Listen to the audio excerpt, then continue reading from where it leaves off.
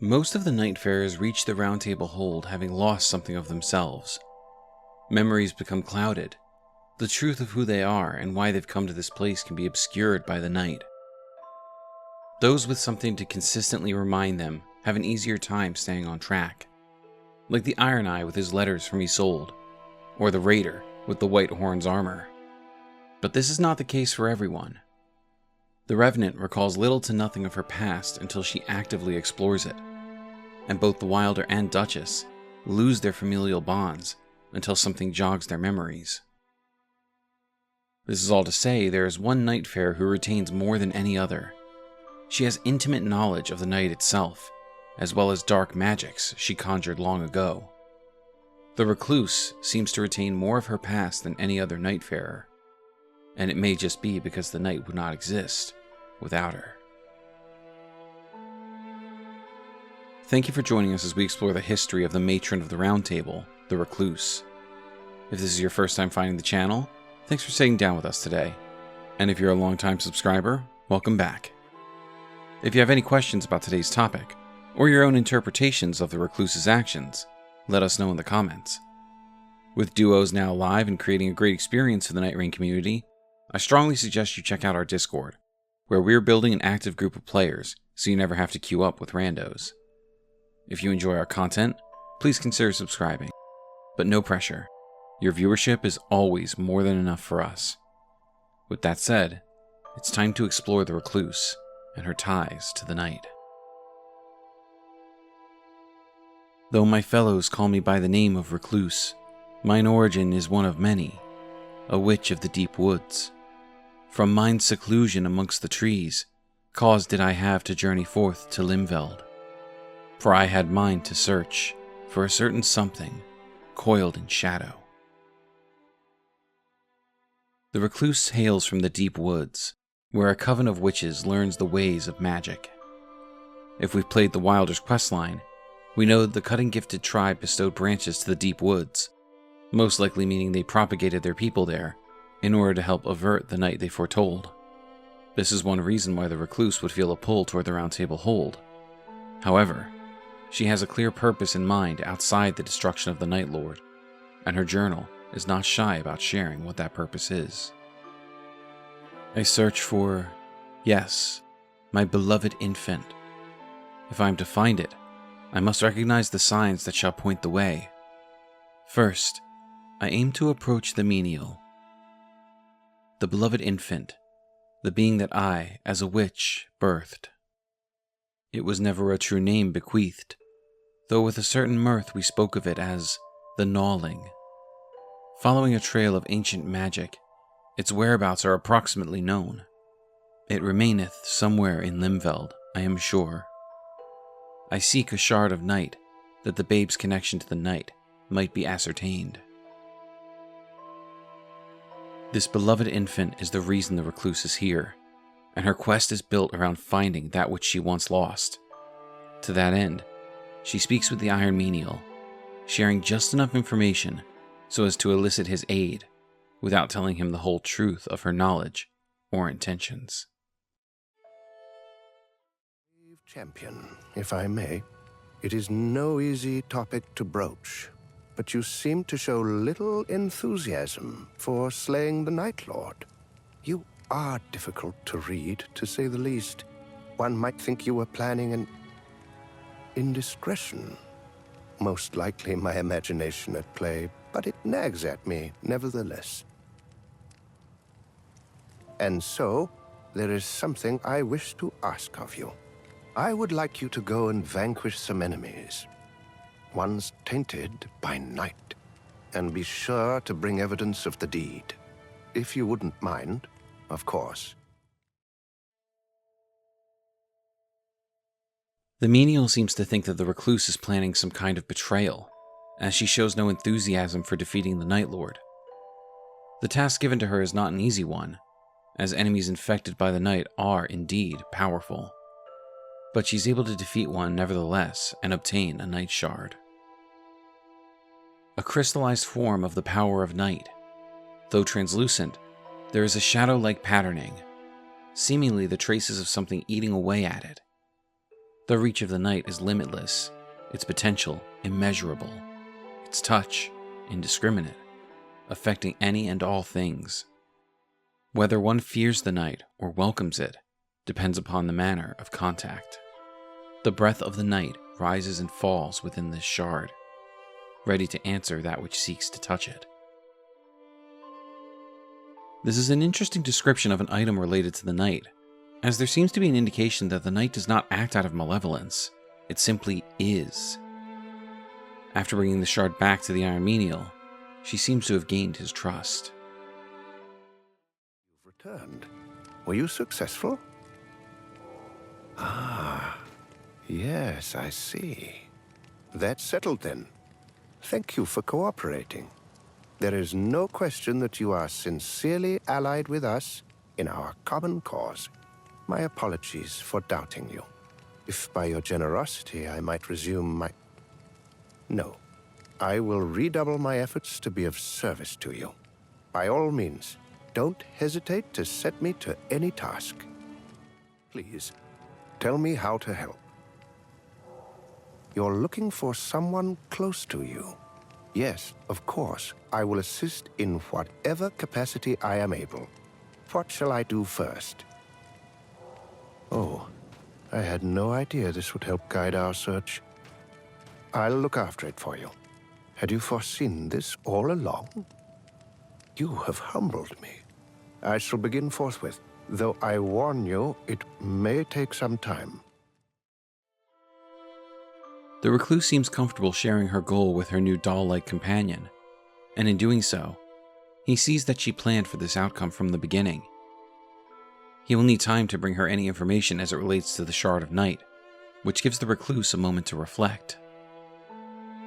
While I await the outcome of the menial's investigation, my thoughts turn to an old companion, now past, for my search, in some ways, is an atonement for what happened to her. The Witch of the Wheel, an old friend who has learned in the same ways as I. She was, in a sense, the infant's nurse. The gnawling would eat anything and everything in quantities most vast. As such, I left its feeding to mine old companion. The Witch of the Wheel was a woman of deceit. Her wiles were sword and shield to her. So it would seem this old friend has long since perished and had a connection to the child the recluse is looking for. However, she does not have too much time to ruminate on these musings, as the Iron Menial is quick to share what he has learned. The menial left a note. His investigation seemeth to have borne fruit. From the night shard, vestiges of the infant can be traced. I shall ask for the shard's return, that I might verify this myself. The menial appears to be a carved mannequin-like creature, hath taken to aiding me in my search. Perhaps I have tasked him overmuch. I have seen him converse passing little with the other warriors of late. His presence seemeth to recede at the round table. From here she speaks with the menial, and he shares all he has learned. I have come to an understanding regarding the Shards of Night. It was written of in an old document from a faraway land. In a dispute between two realms, there was a beast at the center of the affair, which devoured soldier after soldier. No one saw the beast itself, but it left a mountain of corpses in its wake. An old man-at-arms is quoted as saying, "It feasted on our shadows, even those of the dead." Rather chilling, wouldn't you say? The tooth marks of the creature resemble the patterns seen on the shards. There very well may be a link to the Nightlord. How are you faring today, champion? Brave champion. Perhaps you should take it.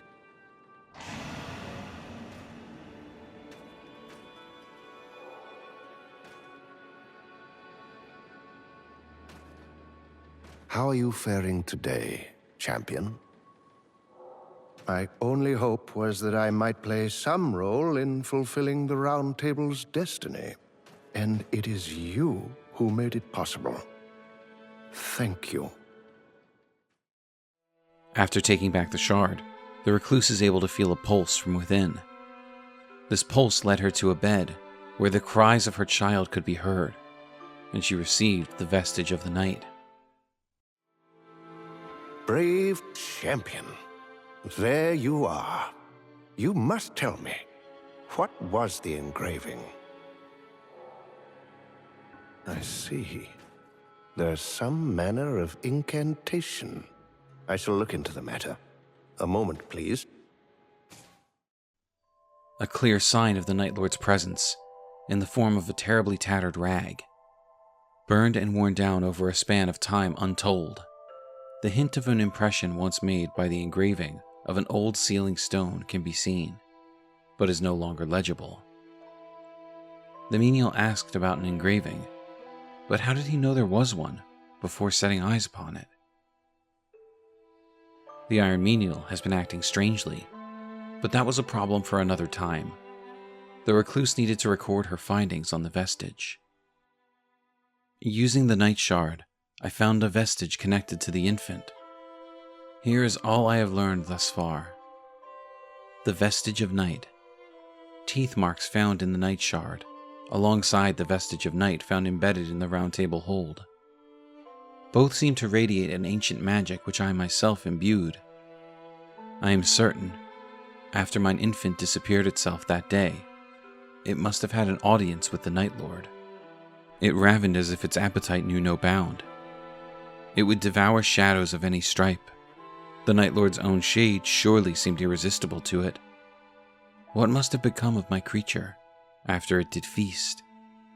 I sensed another familiar magic within the vestige of night. I believe now that mine old companion is the key to finding the infant, the Witch of the Wheel, who should be long departed. Using the clues I have gathered, I must seek her in her hiding place within the round table. The demise of the Witch of the Wheel. During a great clash of armies, the infant overran the enemy, devouring their shadows. It was then that it lost itself and bared its fangs at us. With time, I have come to understand. It was yet young and afraid, and I did not think to take it in my arms, to offer comfort of any kind. The price I paid was the loss of an old friend. I still remember, clear as day, her remains, shorn of any shadow. The recluse has deduced that the Witch of the Wheel must still live, and be hiding somewhere within the round table, as her magics have touched this vestige. But more interestingly, I believe these writings of the recluse reveal much about her character. Throughout the journeys of our other Nightfarers, the recluse takes on a matronly role. She is a fount of knowledge for the Wilder and the Guardian, helping the Wilder discover ancient rites that may hold the power to save his sister, and acting as the Guardian's teacher, so that he might uncover the truth about the power that destroyed his people. At great risk to herself, she shares the truth with the Guardian, that this horrible magic came from her, and while her intention was never to harm, she takes responsibility for the damage it has done. She also helps the Revenant discover her past, so that she might better steel herself for the battle ahead, stave off the infection of the night, and have confidence in who she truly is. The recluse is deeply remorseful for how she abdicated her duties as a mother for the child she birthed through her magic rites, and expresses that sorrow through kindness and care for those around her. This Witch of the Woods is traveling a path to redemption, dark though it may be, and is dedicated to assisting those around her reach the end of their paths as well. Now, knowing that her sister of the woods is somehow alive, she seeks her out. Perhaps the menial's odd behavior has something to do with her return.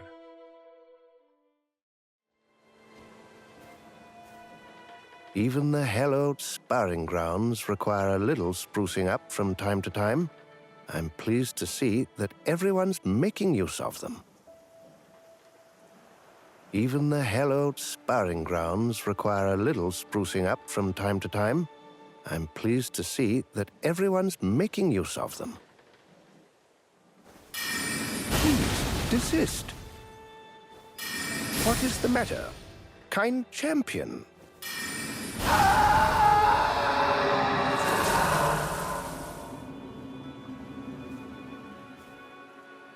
What gave me away? It hath been long indeed, fellow spellcaster. How pleasant it is to see thy feathers ruffled for a change.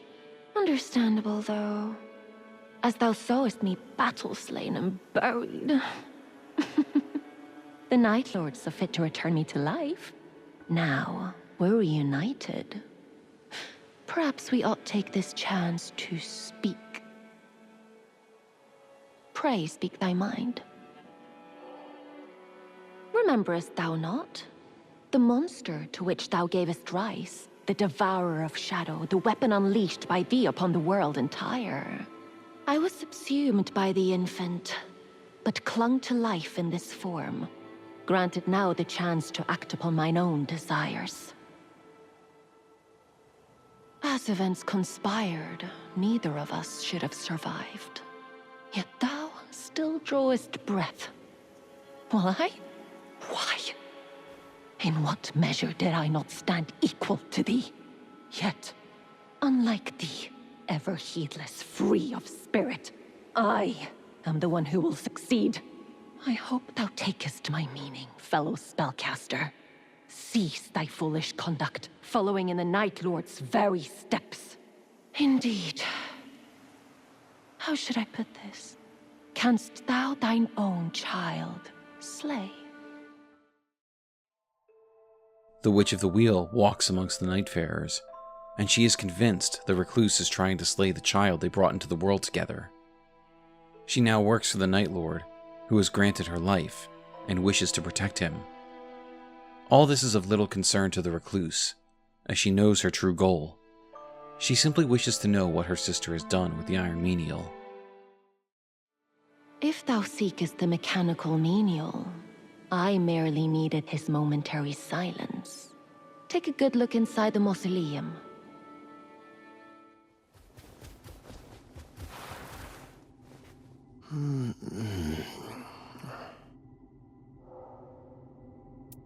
Oh. Where am I? Brave Lady Witch? Why on earth? How could you have done such a thing?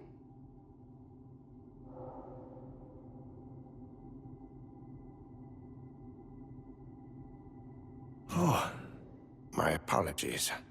I see precisely what has happened here. It wasn't you, but a foul impostor who did this to me. What in heaven's name is going on? What in heaven's name is going on? She's an old friend, is she? Now, as you tell it, the Nightlord grew from a shadow hatchling. If that is true, then there may indeed be some degree of culpability. But can we unquestioningly assume that a single enchanted organism could mature so fantastically? I must say, I doubt that it could be so simple. Furthermore, defeating the knight will put an end to your sister in arms. I haven't the faintest what I could say should you be forced to witness your companion's death again. The menial understands that the Recluse is somewhat responsible for the knight through the child she brought into the world, but he believes that cannot be the whole truth. Something else must have happened to bring about the knight, something involving the child, but not the child in and of itself. It seems the menial is not quite done looking for answers, and wants to thank the Recluse for helping him. Where are my manners? I must offer you my thanks for helping me. Oh, what's this? Brave champion. Perhaps you should take it. While unconscious, I had a dream. I was handed this by the Nightlord. Well, I didn't see our foe per se, but I know it to be true. I sense a great power within. Power enough to change a person's fate, I do believe. The choice is yours, brave champion. The child with the Nightlord bequeathed me the last thing I needed in my search.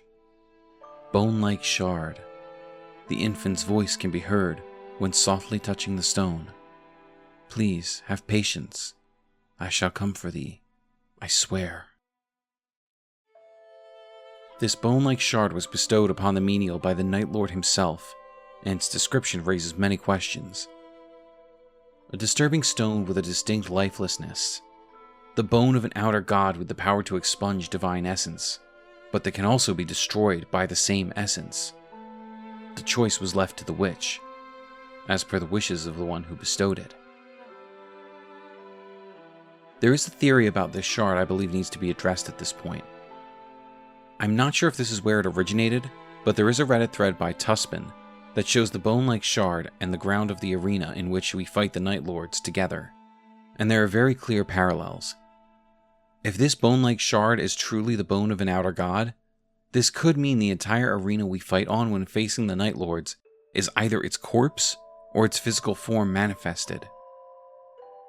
The infant is thought to have been born from a ritual that reached out to the outer god of night, and the Night of the Lord relic tells us how Hjolster became the Nightlord.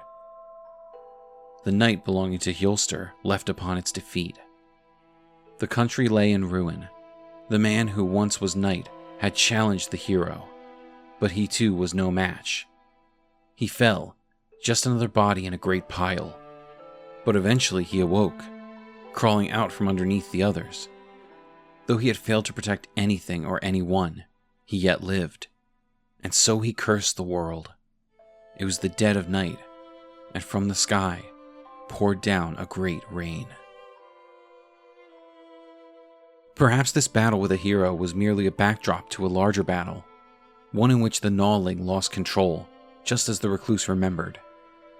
That night, she fled rather than give comfort to her child born of night, and so it found Hjolster, the sole survivor of this massacre. And in finding a companion in sorrow, it bound itself to him, giving him power and calling the night. In doing so, the outer god was bound to the lands between, and the rain began to pour. This would mean that the outer god of night is trapped in Limveld, in a nexus between. If anyone knows where the theory regarding the bone-like shard and the arena originated, please let me know in the comments, and I will properly credit in the description. With this final piece of the puzzle in place for the Recluse, she knows that her infant lies beyond where she can reach it.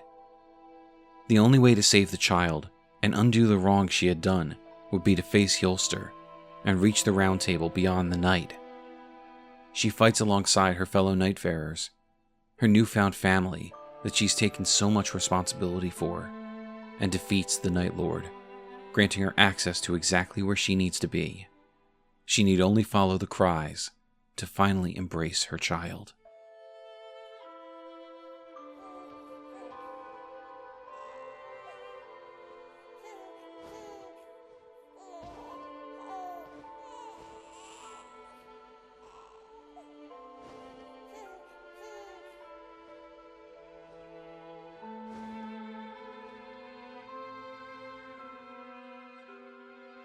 With this, the Recluse's goal has been achieved. She was finally able to hold the gnawling in her arms, and upon returning to the round table she knows the Witch of the Wheel waits for her. My fellow spellcaster, I thank thee for bestowing thy love upon our night. I thank thee for bestowing thy love upon our night. Thus did mine old companion speak to me in parting. The words resounded within, as I took the infant in mine arms, as I did what I once could not, all those years ago. The crying hath now ceased. The gentle night within its breath knoweth now a peaceful slumber. I can't say for sure whether the embrace of the Recluse put her child at ease and allowed the night to slumber once more, or if the acceptance of her love somehow killed it.